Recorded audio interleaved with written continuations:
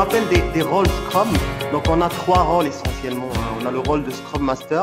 Donc c'est lui en fait qui est le garant de l'implémentation de la méthodologie Scrum et qui fait en quelque sorte office de bouclier, donc qui protège l'équipe des interruptions, qui gère en fait leurs demandes, qui gère leurs attentes et qui fait l'interface avec le management.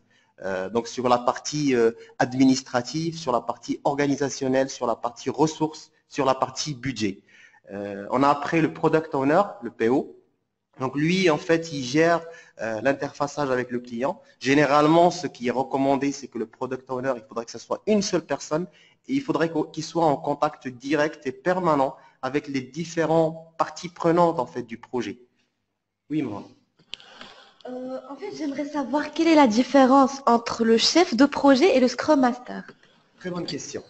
Alors, généralement, les gens, ce qu'ils font, c'est que quand ils passent en fait de la méthode classique, ce qu'on appelle la méthode en cascade ou le waterfall, à une méthode agile, parmi lesquelles Scrum, ce qu'ils font, c'est qu'ils changent juste de cache-tête en fait. Au lieu d'appeler le chef de projet, ils l'appellent Scrum Master. Or, c'est tout à fait deux mondes différents. Donc, le chef de projet, en fait, c'est quelqu'un qui gère l'équipe et qui gère les tâches de l'équipe.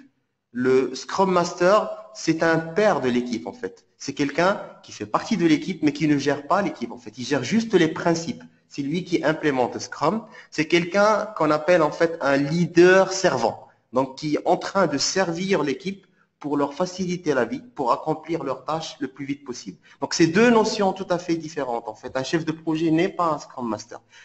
La différence c'est que l'un, il manage, donc il gère. L'autre, c'est un leader en fait. Il coach, il mentor. Donc, il donne des recommandations, il donne des idées, il donne des principes, il donne des bonnes pratiques. Il se limite à ça et il travaille en collaboration avec l'équipe.